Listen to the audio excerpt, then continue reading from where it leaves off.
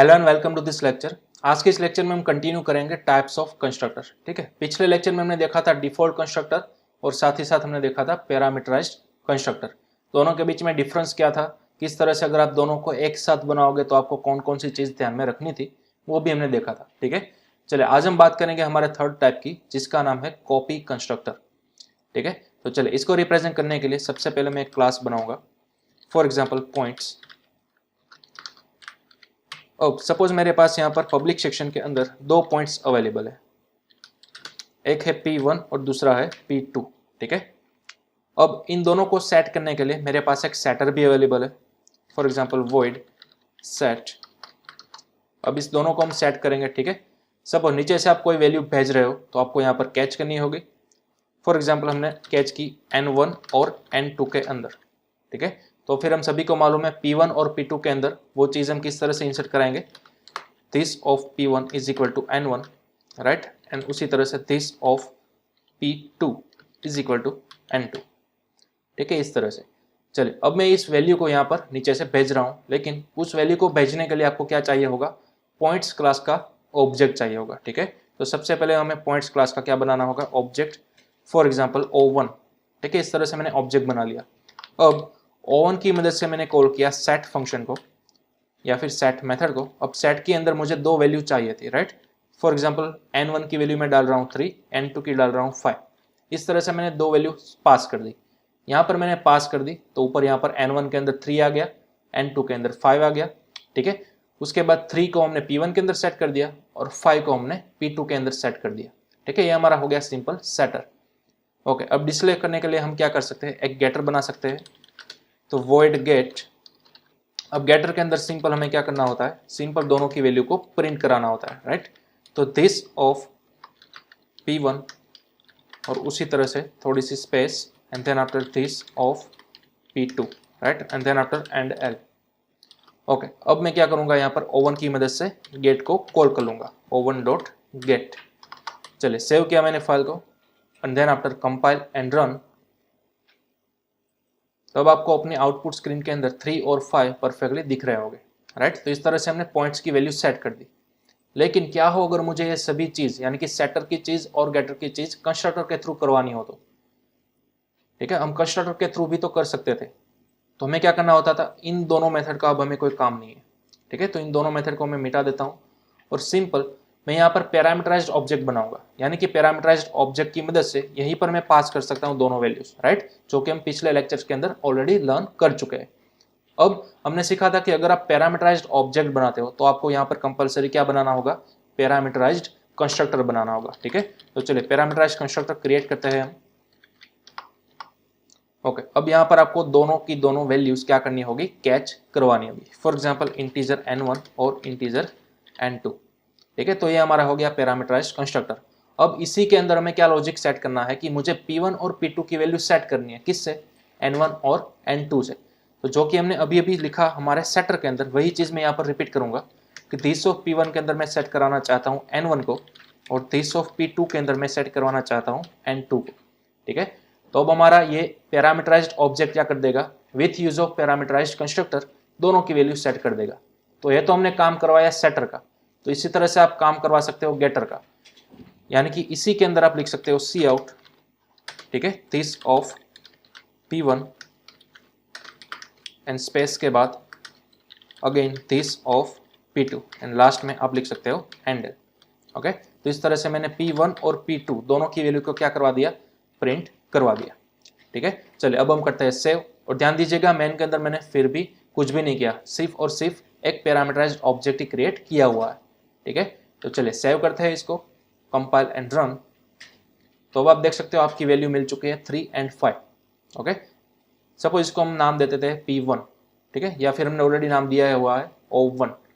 Okay, इसी तरह से आप दूसरा ऑब्जेक्ट भी क्रिएट कर सकते हो। For example O2। ठीक है, अब O2 के अंदर मैं कुछ नई वैल्यू सेट कराना चाहता हूँ, फॉर एग्जाम्पल 7 एंड 3। चलिए अब मैंने सेव किया, कंपाइल एंड रन। तो अब आपको वो दो नए पॉइंट्स भी मिल जाएंगे, देखिए 7 एंड 3। ओके, चलिए अगर आप चाहो तो यहाँ पर इस तरह से भी लिख सकते हो, यहाँ से आप कट कर लो इसको। ठीक है, यहाँ पर आप कोमा करके भी इस तरह से लिख सकते थे, राइट। तो इस तरह से भी आप एक ही लाइन के अंदर लिख सकते हो।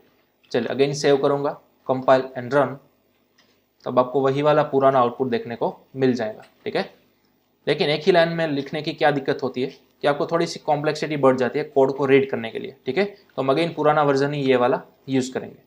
ओके, अब आप इतने जितने भी चाहो उतने क्या कर सकते हो, ऑब्जेक्ट्स नए नए क्रिएट कर सकते हो अलग अलग वैल्यूज़ को पास करके। ठीक है, लेकिन कई बार आपके पास ऐसा सिनारियो आएगा जब आप कोई नया पॉइंट क्रिएट करोगे, फॉर एग्जाम्पल O3, और O3 के अंदर आपको कई बार ऐसा सिनेरियो देखने को मिलेगा कि आपको अगेन वही वाली पुरानी वैल्यू यूज़ करनी होगी, फॉर एग्जांपल 3 और 5, जो कि हम ऑलरेडी O1 के अंदर करा चुके हैं। देखिए दोनों की वैल्यू क्या आ गई, सेम आ गई। ठीक है, मैं कहना क्या चाहता हूँ कि ऑलरेडी आपने 3 और 5 वाली वैल्यू का O1 वाला पॉइंट्स ऑलरेडी बनाकर रखा है। तो अगेन कोई अगर आप नया पॉइंट्स बनाना चाहते हो और कोई कारणोंसर आपके पास 3 और 5 अगेन वो वैल्यू आती है, तो क्या आप नया ऑब्जेक्ट बनाओगे?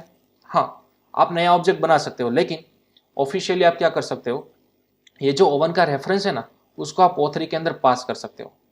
अगर आप फिलहाल इस तरह से करोगे, O1 की भी वैल्यू 3 और 5, O3 की भी वैल्यू 3 और 5, तो ये तो चलने ही वाला है। लेकिन फिलहाल क्या होगा कि O1 और O3 मेमोरी के अंदर अलग अलग क्रिएट हो गए।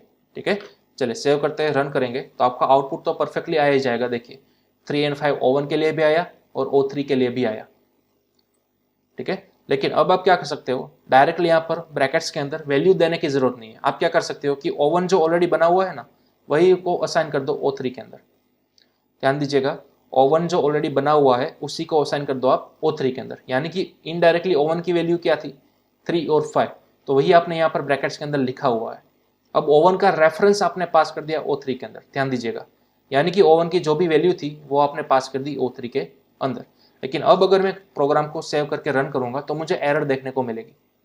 ठीक है, यहाँ पर आप देख सकते हो मुझे कोई भी किसी भी टाइप का आउटपुट देखने को नहीं मिला, एकदम ब्लैंक मिला। क्यों? क्योंकि जब भी आप इस तरह की सिंटेक्स लिखते हो, ठीक है, आपका बैकएंड के अंदर कॉल होगा कॉपी कंस्ट्रक्टर। क्या कॉल होगा? कॉपी कंस्ट्रक्टर, क्योंकि इनडायरेक्टली आप कॉपी कराना चाहते हो ना, राइट। O1 की जो भी वैल्यू थी आप वो कॉपी कराना चाहते थे, किसके अंदर? O3 के अंदर।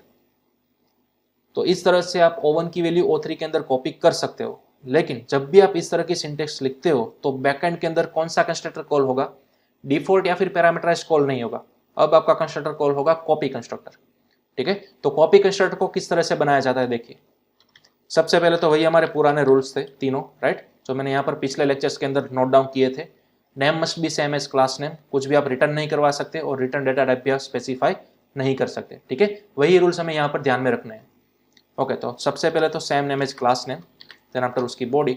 अब कॉपी कंस्ट्रक्टर जब भी आप बनाते हो, ठीक है, तो अगेन सबसे पहले तो क्यों बनाने की जरूरत पड़ी? क्योंकि आप इस तरह की कुछ सिंटेक्स लिखते हो इस तरह से, तभी, राइट।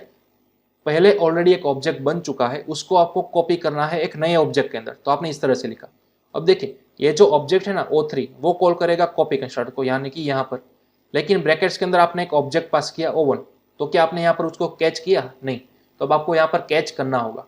ठीक है, सपोज नीचे से आप पास कर रहे हो O1 और ऊपर आपने कैच कर लिया N के अंदर, तो अब सवाल ये आता है कि N की डेटा टाइप आप क्या रखोगे? तो ऑब्वियसली नीचे से जो आपने पास किया है उसी की डेटा टाइप आप यहाँ पर रखते हो, राइट। तो चलिए गेस कीजिए, आपने नीचे से क्या पास किया है? O1, यानी कि इंटीजर किया है, फ्लोट किया है, कैरेक्टर किया है, क्या पास किया है? यहां पर आपने पास किया है पॉइंट्स। देखिए O1 की डेटा टाइप क्या है? पॉइंट्स। ठीक है, तो आपने यहां पर O1 पास किया है तो ऊपर आपको लिखना होगा पॉइंट्स। N की डेटा टाइप आपको क्या लिखनी होगी? पॉइंट्स। क्यों? क्योंकि नीचे से आपने जो भी पैरामीटर पास किया है उसकी डेटा टाइप है पॉइंट्स, तो इसलिए आपको यहाँ पर कैच करते वक्त भी वही डेटा टाइप मेंशन करनी होगी, पॉइंट्स। ओके, यानी कि अब O1 की जो वैल्यू थी ना 3 और 5, वो इनडायरेक्टली आपने कैच करवा दी किसके अंदर? N के अंदर। यानी कि आप N की मदद से क्या कॉल करवा सकते हो? P1 कॉल करवा सकते हो। ठीक है, और उसी तरह से N की मदद से P2 भी कॉल करवा सकते हो। ठीक है, N का P1 और N का P2, यानी कि किसका? O1 का। ठीक है, O1 का क्या था? वैल्यूज 3 और 5, तो ये 3 और 5 कहां पर जा चुके हैं? N के अंदर, रिस्पेक्टिवली P1 के अंदर 3 एंड P2 के अंदर 5। ठीक है, लेकिन हमें N1 का P1 था वो किसके अंदर सेट करना था? O3 के अंदर, राइट। तो हमने यहाँ पर क्या लिख दिया? दिस ऑफ P1, उसके अंदर हमने सेट कर दिया N.P1। ठीक है, उसी तरह से दिस ऑफ P2, उसके अंदर हमने सेट कर दिया N.P2। अगेन हमें O3 का P1 और P2 सेट करना था, यानी कि ये वाला, ठीक है, क्लास लेवल का। किसके थ्रू सेट करना था? O1 के 3 और 5 के थ्रू। तो हमने डायरेक्टली O1 पास कर दिया। अब O1 है वो यहाँ पर हमने कैच कर लिया, यानी कि O1 का रीनेम हमने कर दिया क्या? N, ठीक है। तो O1 का P1 और O1 का P2 वो हमने सेट कर दिया P1 और P2 के अंदर, ठीक है। चलिए अब मैं यहाँ पर वही पुरानी हमारी सी आउट वाली लाइन लिखूंगा, ठीक है, प्रिंट कराने के लिए इस तरह से। चलिए अब मैंने सेव किया, again compile and run. Okay, तो अब आप यहाँ पर देख सकते हो आपको थोड़ी सी एरर देखने को मिली। क्यों एरर देखने को मिली? क्योंकि देखिए, आप जब भी यहाँ पर नीचे से कोई भी ऑब्जेक्ट पास करते हो ना, तो ऑब्जेक्ट का रेफरेंस पास हो रहा होता है, राइट। तो ऊपर आपको ऑब्जेक्ट का रेफरेंस यहाँ पर कैच करना होगा। तो ऑब्जेक्ट का रेफरेंस कैच करने के लिए हम ऑलरेडी रेफरेंस वेरिएबल पढ़ चुके हैं, राइट। तो आपको यहाँ पर रेफरेंस वेरिएबल क्रिएट करना होगा विथ यूजिंग एम्परसेंड सिंबल। यानी कि अब बैकएंड के अंदर क्या हो रहा है कि एड्रेस ऑफ एन के अंदर आप क्या पास कर रहे हो? नीचे से O1, ठीक है। तो आप यहाँ पर कुछ इस तरह से लिख रहे हो O1, और इसका डेटा टाइप क्या था हमारे पास? पॉइंट्स, ठीक है। तो इस तरह से आपने क्या कर लिया? O1 का एक रेफरेंस वेरिएबल बना लिया, बस, और कुछ भी नहीं हो रहा है, ठीक है। ये चीज आपकी बैकएंड के अंदर हो रही है। ओके, तो अब आप या फिर O1 से कॉल कर सकते हो या फिर N से कॉल कर सकते हो, यहाँ पर P1 और P2 को, डजेंट मैटर, दोनों सेम टू सेम ही है। ओके, चलिए सेव कर लिया फाइल को, अगेन कंपाइल एंड रन। तो अब आप देख सकते हो हमारा ऑब्जेक्ट की वैल्यू कंप्लीटली कॉपी हो चुकी है। ये जो O1 की वैल्यू थी वो कंप्लीटली कॉपी होकर कहाँ आ गई? O3 के अंदर आ गई, ठीक है। तो इस तरह से आप कॉपी कंस्ट्रक्टर का यूज कर सकते हो। ये जो हमारी सिंटेक्स बनी ना, इसी को बोलता है कॉपी कंस्ट्रक्टर, ठीक है। यहाँ पर मैं कमेंट के अंदर लिख देता हूँ कॉपी कंस्ट्रक्टर, ठीक है, कुछ इस तरह से। चलिए तो आप इसको नोट डाउन कर लो। कॉपी कंस्ट्रक्टर कब कॉल होगा? तो ओनली एंड ओनली तभी कॉल होगा जब आप ऑलरेडी एग्जिस्ट करते हुए ऑब्जेक्ट को किसी नए ऑब्जेक्ट के अंदर इस तरह से पास कराते हो तभी। अदरवाइज कभी भी आपका कॉपी कंस्ट्रक्टर कॉल नहीं हो सकता। ओके, कॉपी कंस्ट्रक्टर बनाने का रूल्स क्या था? जो कि पुराने हमारे जो 3 रूल्स है वही रूल है, लेकिन अब ब्रैकेट्स के अंदर आपको नीचे से एक ऑब्जेक्ट कैच करना होगा with use of reference variable, ठीक है, इस तरह से। कंप्लीट। ओके, चलिए अब हमारे पास एक और सिंटेक्स अवेलेबल है कॉपी कंस्ट्रक्टर को कॉल करने के लिए। सपोज मैं एक नया ऑब्जेक्ट बनाता हूं O4, ठीक है। तो O4 के अंदर मैंने क्या पास कर दिया? O1। तो अगेन ये कॉपी कंस्ट्रक्टर को ही कॉल करेगा, राइट। लेकिन अगर आप इस तरह से ब्रैकेट्स के अंदर नहीं लिखना चाहते, ठीक है, तो आप यहाँ पर इक्वल टू भी यूज कर सकते हो, इस तरह से असाइनमेंट ऑपरेटर। तो ये जो 49 नंबर की लाइन है और ये 50 नंबर की लाइन है, दोनों की दोनों एग्जैक्ट आइडेंटिकल है, दोनों की दोनों एग्जैक्ट सेम टू सेम है, ठीक है। आप चाहो तो यहाँ पर पैरेंथेसिस का यूज करवा सकते हो या फिर सिंपल इक्वल टू का यूज करवा सकते हो। यहाँ पर आपको क्लियरली देखने को मिलेगा कि अब आप O1 की वैल्यू किसके अंदर असाइन कर रहे हो? O4 के अंदर, ठीक है। तो दोनों का मीनिंग एक ही है। चलिए अब मैंने अगेन सेव किया, कंपाइल एंड रन। तो अब आप देख सकते हो नीचे जो हमारी चौथी वैल्यू थी, ठीक है, O4 की, वो भी क्या आ चुकी है? O1 के बराबर, यानी कि 3 और 5 आ चुकी है, ठीक है। तो आपके पास 2 सिंटेक्स अवेलेबल है कॉपी कंस्ट्रक्टर को कॉल करने के लिए, या तो ये पैरेंथेसिस वाली सिंटेक्स या फिर ये आपकी असाइनमेंट ऑपरेटर वाली सिंटेक्स। ओके, दोनों कॉल करेंगे आपके कॉपी कंस्ट्रक्टर को। ओके, चलिए अब इसका भी आप स्क्रीनशॉट ले सकते हो, नोट डाउन कर सकते हो, ठीक है। तो ये था हमारा यूसेज ऑफ कॉपी कंस्ट्रक्टर। इस तरह से आपको कॉपी कंस्ट्रक्टर को यूज करना होगा। अब रियल लाइफ के अंदर किस तरह से आप कॉपी कंस्ट्रक्टर को यूज करोगे? फॉर एग्जाम्पल यहाँ पर तो मैंने डेमो पर्पज के लिए क्या बताया आपको? पॉइंट्स का क्लास बताया, बराबर, सिंपल। लेकिन रियल लाइफ के अंदर आपको यहाँ पर स्टूडेंट्स नाम का क्लास मिलेगा या फिर एम्प्लॉय नाम का क्लास बनाओगे, ठीक है। वहां पर आपके पास सिर्फ 2 डिटेल नहीं होगी, आपके पास कई सारे डिटेल्स होगी। फॉर एग्जाम्पल ID, नेम, ठीक है। फिर एग्जाम्पल आपके पास एड्रेस हो सकता है, ईमेल वैल्यूज हो सकती है, date of birth, contact number, stream, percentage, total marks, student related कई सारी इंफॉर्मेशन हो सकती है। उसी तरह से एम्प्लॉय के अंदर भी हो सकता है। तो सपोज कोई एक नया एम्प्लॉय आपके पास आया, ठीक है, उसकी डिटेल्स एग्जैक्ट मैच हो रही है किसी पुराने एम्प्लॉय से, तो आप क्या करोगे? अगेन ये यहाँ पर नीचे से वो 7 से लेकर 8 तक details again and again repeat नहीं करोगे। आप क्या करोगे? ऑलरेडी जो एम्प्लॉय है आपका O1, उसकी सभी डिटेल्स आपने असाइन कर दी नए एम्प्लॉयज के अंदर, ठीक है। तो ऑलरेडी आपने यहाँ पर जितनी भी डिटेल्स पास की होगी, 2 से लेकर जितनी भी, 3, 4, 7, 8 वॉट एवर, वो सभी डिटेल्स ऑटोमेटिकली असाइन हो जाएगी नए एम्प्लॉयज के अंदर, O4 के अंदर, ठीक है। तो तब आपको थोड़ा सा बर्डन डिक्रीमेंट हो जाएगा, ठीक है, कोड को लिखने के लिए। तो बस उसी के लिए आपको यूज करना होगा copy constructor. Otherwise copy constructor का यूज इन फ्यूचर बहुत ही रेयर केस के अंदर आता है। सिंपल किसी ऑलरेडी बने हुए ऑब्जेक्ट की डिटेल्स किसी नए वेरिएबल्स को असाइन करने के लिए या फिर कॉपी करने के लिए आप कॉपी कंस्ट्रक्टर का यूज करोगे। अदरवाइज आपको कॉपी कंस्ट्रक्टर का यूज इतना सारा नेक्स्ट कोई भी आप नई प्रोग्रामिंग लैंग्वेज सीखोगे उसके अंदर नहीं आएगा, क्योंकि मोस्ट ऑफ सभी प्रोग्रामिंग लैंग्वेजेस के अंदर कॉपी कंस्ट्रक्टर कंसेप्ट ही अवेलेबल नहीं है। ठीक है, ओनली C++ लैंग्वेज के अंदर ही आपको कॉपी कंस्ट्रक्टर का कंसेप्ट मिलेगा। ओके, चलो तो ये था आपका कॉपी कंस्ट्रक्टर। तो इस तरह से हमने क्या सीख लिया, तीन कंस्ट्रक्टर स्टडी कर लिए। ओके, अब हमारे पास हमारा नया कंस्ट्रक्टर का टाइप आता है, एक नया टाइप आता है destructor.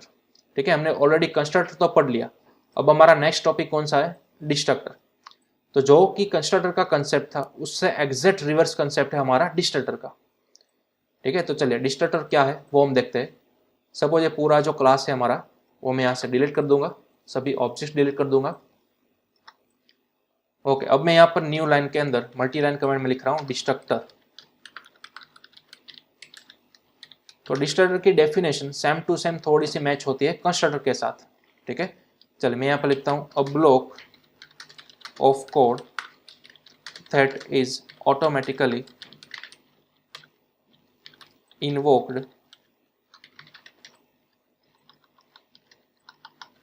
when a program is completed or an object is deleted। ठीक है, अब आपका डिस्ट्रक्टर जो है वो भी क्या है, one type of block of code ही है, वो भी ऑटोमेटिकली कॉल होगा। लेकिन कब कॉल होगा, जब आप ऑब्जेक्ट बनाते हो तब नहीं। जब आप ऑब्जेक्ट क्रिएट करते हो तब तो आपका कंस्ट्रक्टर कॉल होता था, लेकिन जब आप डिस्ट्रक्टर या फिर जब भी आप प्रोग्राम कंप्लीट करते हो या फिर आप मैन्युअली ऑब्जेक्ट को डिलीट करते हो, ठीक है, तब आपका ये वाला ब्लॉक ऑफ कोड रन होगा जिसको बोला जाता है डिस्ट्रक्टर। अब डिस्ट्रक्टर को किस तरह से बनाया जाता है, तो जो हमारा कंस्ट्रक्टर का रूल था, ठीक है, तीनों जो हमारे रूल्स थे वही रूल्स एप्लीकेबल होंगे डिस्ट्रक्टर के थ्रू। तो देखिए अब डिस्ट्रक्टर किस तरह से बनाया जाता है। सबसे पहले तो मैं वही हमारा पुराना क्लास बनाऊंगा सिटी। सिटी के अंदर सपोज पब्लिक सेक्शन में मैंने एक मेथड क्रिएट की हुई है वॉइड थैंक्स। ठीक है, इस तरह से। अब यहां पर हमने सिंपली सी आउट कराया हुआ है थैंक यू फॉर विजिट। ठीक है, इस तरह से, और लास्ट में एंडल। अब मैंने सेव कर दिया। अब सपोज मैं सिटी नाम का क्या बना रहा हूँ यहाँ पर, एक ऑब्जेक्ट सिटी C1। तो क्या फिलहाल मैंने जो C1 क्रिएट किया हुआ है उसकी मदद से क्या है हमारी मेथड कॉल हो जाएगी, ऑब्वियसली नहीं होगी, राइट। हमें वो एक्सप्लिसिटली कॉल करनी होगी C1.thanks, इस तरह से। ओके, अब मैंने सेव किया प्रोग्राम को, अगेन कंपाइल एंड रन। तो अब आप यहाँ पर देख सकते हो थैंक यू फॉर विजिट, इस तरह से हमें मैसेज डिस्प्ले हो रहा है। लेकिन मुझे ये वाला मैसेज ऑटोमेटिकली चाहिए, तो आप क्या कर सकते हो, या तो इस सिंपल मेथड को कंस्ट्रक्टर के अंदर कन्वर्ट कर दो, राइट। कंस्ट्रक्टर किस तरह से बनाते थे, same name as class name, इस तरह से। अब आपको ये मेथड कॉल करने की जरूरत नहीं है, सिंपल आपको क्या बनाना होता था, एक ऑब्जेक्ट। चलिए सेव किया मैंने फाइल को, कंपाइल एंड रन। अब आपको मिल गया thank you for visit. Okay, तो चलिए सिटी जो हमारा कंस्ट्रक्टर था उसके अंदर हम क्या करेंगे, एक नया मैसेज डाल देते हैं वेलकम टू सिटी। ठीक है, सेव किया मैंने, अगेन कंपाइल एंड रन। तो वेलकम टू सिटी आ गया। अब मैं यहाँ पर बनाऊंगा एक नया ब्लॉक जिसको मैं डिफाइन करना चाहता हूँ डिस्ट्रक्टर से। तो डिस्ट्रक्टर किस तरह से बनाओगे, same name as class name, वही हमारा पुराना नियम कंस्ट्रक्टर बनाने का, राइट। देन आफ्टर यहाँ पर अगेन मैं इस वाली सी आउट को यूज करूंगा, लेकिन यहाँ पर मैं मैसेज चेंज कर दूंगा थैंक यू फॉर विजिट। ठीक है, इस तरह से सेव किया। अब देखिए ये दोनों एग्जैक्टली आइडेंटिकल है, दोनों के दोनों फिलहाल क्या है, कंस्ट्रक्टर है, जो कि पॉसिबल नहीं है। ठीक है, एक क्लास के अंदर मैक्सिमम एक ही डिफॉल्ट कंस्ट्रक्टर हो सकता है। अब इस वाले ब्लॉक को मुझे डिस्ट्रक्टर बनाने के लिए सिंपल एक काम करना है, ये जो आपने नाम लिखा है उसके स्टार्टिंग में आपको टिल्ड का सिंबल लगाना है, इस तरह से। ठीक है, इसको बोला जाता है टिल्ड। अब ये सिंबल आपको अपने कीबोर्ड पर से कहाँ मिलेगा, टॉप लेफ्ट कॉर्नर के अंदर जो आपकी एस्केप की होती है उसके एग्जैक्ट नीचे ये आपको की मिल जाएगी, उसको आपको शिफ्ट के साथ प्रेस करना होगा। ठीक है, तब आपको ये टिल्ड वाला सिंबल मिल जाएगा। अब ये आपका जो ब्लॉक है वो जाना जाएगा डिस्ट्रक्टर से। ठीक है, अब इस वाले ब्लॉक को क्या बोलेंगे हम, डिस्ट्रक्टर। जबकि ये ऊपर वाला ब्लॉक था, इसको हम क्या बोलते थे, कंस्ट्रक्टर बोलते थे, राइट। तो कंस्ट्रक्टर यानी कि same name as class name, destructor यानी कि भी same name as class name, लेकिन सिंपल आपको एक सिंबल अटैच कराना है आगे, टिल्ड। ओके, तो भी आपका कॉल कब होगा, जब आपका पूरा प्रोग्राम रन हो जाएगा, तब आपका ये कॉल ऑटोमेटिक हो जाएगा, ठीक है। तो चलिए सेव किया मैंने फाइल को, अगेन कंपाइल एंड रन। तो अब देखिए वेलकम टू सिटी तो आ गया, राइट, जब भी आपने एक नया ऑब्जेक्ट क्रिएट किया था तब। लेकिन फिलहाल हमने प्रोग्राम के अंदर कुछ भी नहीं करवाया, लेकिन लास्ट में जब प्रोग्राम आपका रन होगा और एग्जीक्यूट हो जाएगा, फिनिश हो जाएगा, तब आपका यह डिस्ट्रक्टर कॉल होगा, जहां पर आपको मिला statement thank you for visit, ठीक है। चले यहाँ पर मैं एक काम करता हूँ, एक न्यू सी आउट वाली लाइन लिख देता हूँ, for example middle of program, ठीक है। और लास्ट में यहाँ पर मैं अटैच करा रहा हूँ एंडल। चलिए सेव किया, अगेन कंपाइल एंड रन।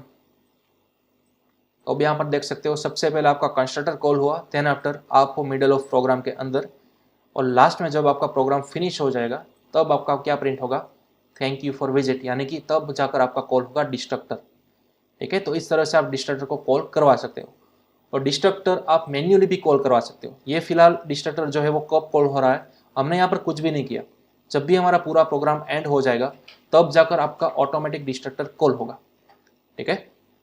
चलिए एक नया ऑब्जेक्ट मैंने क्रिएट किया C2। चलिए अब मैंने कंपाइल एंड रन किया, तो देखिए 2 बार आपका कंस्ट्रक्टर कॉल हुआ और लास्ट में 2 बार आपका क्या हुआ, डिस्ट्रक्टर कॉल हुआ, राइट। क्यों 2 बार हुआ, तो देखिए डेफिनेशन पर फोकस कीजिए। आपका डिस्ट्रक्टर कब कॉल होगा, जब आपका प्रोग्राम कंप्लीट हो जाएगा तब, या फिर आपका ऑब्जेक्ट डिलीट हो जाएगा तब। तो जब भी हम कोई भी प्रोग्राम बनाते हैं, फिर चाहे आप जितने भी चाहो उतने ऑब्जेक्ट क्रिएट कर सकते हो, लेकिन लास्ट में जब आपका प्रोग्राम कंप्लीट होता है तो जितने भी आपने ऑब्जेक्ट बनाए थे वो ऑटोमेटिक मेमोरी में से डिलीट हो जाते हैं, ठीक है। तो यानी कि फिलहाल आपने 2 ऑब्जेक्ट क्रिएट किए हुए थे, जब आपका प्रोग्राम कंप्लीट हुआ तब आपके दोनों के दोनों ऑब्जेक्ट भी क्या हो गए, मेमोरी में से रिमूव हो गए।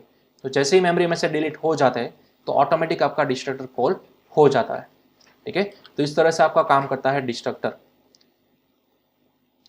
और C++ के सिवाय कोई भी आप प्रोग्रामिंग लैंग्वेज उठा लो, किसी के भी अंदर डिस्ट्रक्टर नाम का टॉपिक अवेलेबल नहीं है, ठीक है। डिस्ट्रक्टर का कंसेप्ट है ही नहीं, ओनली एंड ओनली C++ के अंदर ही आपको डिस्ट्रक्टर का कंसेप्ट मिलेगा, ओके। तो एक चीज भी आपको ध्यान में रखनी होगी।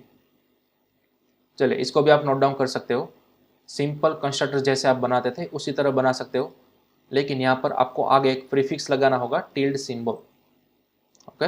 अब मे भी आपके अंदर क्वेश्चन हो रहा होगा कि सर क्या हम डिस्ट्रक्टर के भी टाइप बना सकते हैं, जिस तरह से हमने कंस्ट्रक्टर के टाइप बनाए थे, right, default, parameterized and copy constructor.